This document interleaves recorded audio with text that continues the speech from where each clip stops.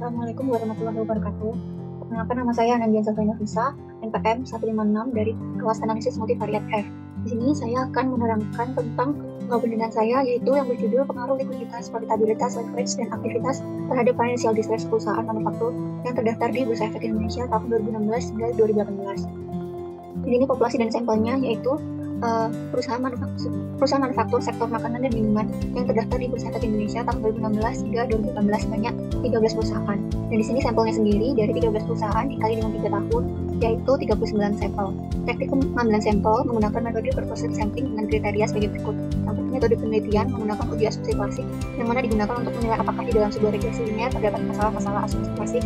Lalu data analisis yang digunakan untuk uji hipotesis adalah uji F, uji t-test, dan koefisien determinasi atau R-square. Lalu variabel dan indikator. Nah, untuk variabel dependennya sendiri yaitu financial distress. Lalu untuk variabel independen ada likuiditas, profitabilitas, leverage, dan aktivitas. Buka new data. Lalu variabel V. Nah, di sini terdapat variabel Y, X1, X2, X3, dan X4. Lalu kita tulis di sini Y, X1, X2, X3, X4. Lalu langkah selanjutnya yaitu kita copy paste keseluruhan data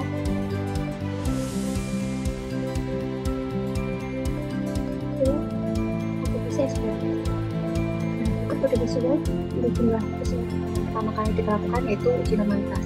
Dan di sini langkah-langkahnya yaitu kita pilih analyze, regression, lalu linear. Nah, di sini kita masukkan variabel dependennya yang Y-nya. Lalu untuk variabel independennya dari X1 hingga X4. Lalu dari plots-nya ini kita centang histogram dan normal probability plot-nya, continue. Lalu di shift-nya ini di residualnya kita centang unstandarized. Kita continue, kita oke. Dan di sini merupakan output dari langkah-langkah yang tadi nanya, ada histogramnya yang sudah berbentuk lonceng. Lalu di sini ada plotnya, yaitu titik-titiknya ini sudah mengikuti garis plotnya ini. Namun yang kita lihat yaitu hasil dari kolmograf Smirnov-nya. Nah, ini langkah-langkah tadi itu untuk memunculkan angka residual ini. Nah, selanjutnya yaitu kita melakukan kolmograf Smirnov menggunakan angka residual yang sudah muncul. Nah, ini merupakan hasil output dari one sample kolmograf Smirnov test. Nah, di sini yang kita lihat yaitu nilai dari asimsiknya yaitu sebesar 0,2. Nah, di sini terdistribusi dengan normal karena angkanya sudah lebih besar dari 0,05 atau kedastisitas. Langkah yang pertama yaitu kita transform compute variable. Nah, pada kolom target variable kita isi S2 untuk tabel yang numerik expression-nya kita tulis ABS underscore S kurung buka K1 underscore 1 kurung buka. Ini kita oke.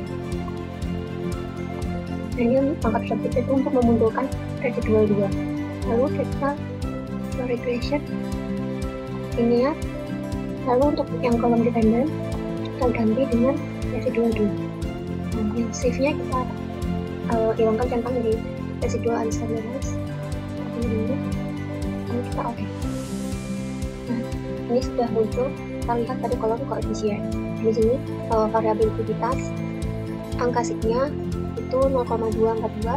Lalu untuk yang variabel profitabilitas hasilnya 0,438. Lalu yang leverage-nya hasilnya 0,8. Lalu untuk aktivitas variabel aktivitasnya sigmanya hasilnya 0,51. Di sini tidak terjadi gejala heterokodastisitas karena semua angkanya itu di atas angka 0,05.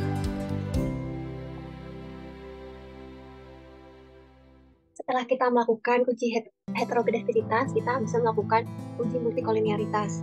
Dan di sini untuk langkah yang pertama yaitu kita transform, lalu compute variabel. Nah, pada kolom target variabel kita tuliskan res2, lalu dalam tabel numeric expression kita tulis ABS underscore res kurung buka res underscore 1 kurung tutup.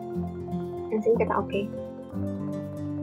Dan di sini langkah tersebut untuk memunculkan angka res2. Lalu kita melakukan uji multikolinearitas yaitu analyze, regression, linear. Dan di sini dependennya kita masukkan res2. Lalu pada statistik kita centang collinearity diagnostiknya. continue. Lalu untuk save-nya kita, ya ini sudah residualnya sudah tidak dicentang pada unstandarized load. Continue, oke. Nah di sini kita lihat pada tabel koefisiennya. Nah dilihat pada nilai toleransinya itu harus di atas angka 0,01. Nah pada variabel likuiditas dengan toleransinya sebesar 0,238, variabel profitabilitas sebesar 0,931, leverage-nya sebesar 0,252, dan variabel aktivitasnya sebesar 0,886. Dan di sini semua variabel ada nilai toleransi pada variabel likuiditas, profitabilitas, leverage, dan aktivitas sudah di atas angka 0,01. Berarti tidak terjadi gejala multilinearitas. Lalu untuk yang dilihat dari nilai CIF-nya, likuiditas sebesar 4,26, profitabilitas sebesar 1,074, leverage sebesar 3,971, aktivitas sebesar 1,128. Dan di sini semua angka CIF harus lebih kecil daripada 10. Nah di sini sudah lebih kecil daripada nilai 10 semua, maka tidak terjadi gejala kolinearitas. Selanjutnya yaitu kita melakukan uji autokorelasi dengan langkah yang pertama yaitu analyze regression linear. Lalu kita statistik, kita centang Durbin Watson, continue, oke. Nah di sini kita lihat di tabel model summary Durbin Watson sebesar 1,791. Nah di sini kita memerlukan tabel Durbin Watson untuk mencari DU dan DL-nya.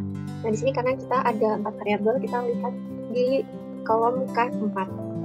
Nah N-nya ada 39, jadi untuk DL-nya ada 1,2734, DU sebesar 1,7215. Lalu untuk 4 dikurangi DL sebesar 2,7266, 4 dikurangi DU sebesar 2,2785. Jadi untuk melihat nilai Durbin Watson-nya apakah terjadi gejala autokorelasi atau tidak, itu D harus di antara nilai DU dan 4 dikurangi DU-nya. Jadi karena angka 1,791 ini di antara 1,7215 dan 2,2785, jadi tidak terjadi gejala autokorelasi. Selanjutnya yaitu kita melakukan koefisien determinasi. Di sini kita lihat pada tabel model summary adjusted R-score-nya sebesar 1,0, yang artinya sebaran variabel dependen itu dapat dijelaskan 100% oleh variabel independennya, yaitu variabel aktivitas, profitabilitas, likuiditas, dan leverage. Setelah itu kita melakukan uji tes untuk mengetahui keseluruhan variabel, pengaruh keseluruhan variabel terhadap variabel Y-nya. Di sini kita lihat melalui tabel ANOVA. Ini sudah saya pindahkan ke Excel. Nah, uji F yang pertama, jika nilai signifikan lebih kecil daripada 0,5 atau F itu lebih besar daripada F tabel, maka terdapat pengaruh variabel X secara simultan terhadap variabel Y, dan begitu pun sebaliknya. Dan sini kita menghitung F tabelnya. K itu merupakan jumlah variabel yang ada, yaitu 4, dan N-nya itu tadi 39 dikurangi 4, 35. Dan di sini kita lihat 4,35 pada tabel F, yaitu 4 di sini, dan 35-nya itu sebesar 2,64. Nah di sini 2,64. Nah, berdasarkan output di atas, diketahui nilai signifikan untuk pengaruh X1 dan X2 secara simultan terhadap Y adalah sebesar 0,00, lebih kecil daripada 0,5, dan nilai F hitungnya sebesar 11,061,6083,3, lebih besar daripada F tabelnya, yaitu 2,64. Sehingga dapat disimpulkan bahwa terdapat pengaruh X1 dan X2 secara simultan terhadap Y. Bisa lihat dari tabel koefisien. Nah, sini sudah saya pindahkan ke Excel. Nah, uji tes sendiri, kriteria yang pertama itu jika nilai signifikan lebih kecil daripada 0,05 atau T hitung lebih besar daripada T tabel, maka terdapat pengaruh variabel X terhadap Y, dan begitu sebaliknya. Untuk hipotesis yang pertama, yaitu diketahui nilai signifikan 0,143 yang mana lebih besar daripada 0,05, sehingga dapat disimpulkan bahwa H1 ditolak dan berarti tidak terdapat pengaruh X1 terhadap Y. Lalu untuk pengujian hipotesis kedua, diketahui nilai signifikan 0,00 yang mana lebih kecil daripada 0,05, sehingga terdapat pengaruh X2 terhadap Y. Lalu untuk pengujian hipotesis ketiga, diketahui nilai signifikan 0,00 yang mana lebih kecil daripada 0,05, sehingga terdapat pengaruh X3 terhadap Y. Lalu untuk pengujian hipotesis keempat, diketahui nilai signifikan sebesar 0,597 yang mana lebih besar daripada 0,05, sehingga disimpulkan bahwa H4 ditolak, yang berarti tidak terdapat pengaruh X4 terhadap Y.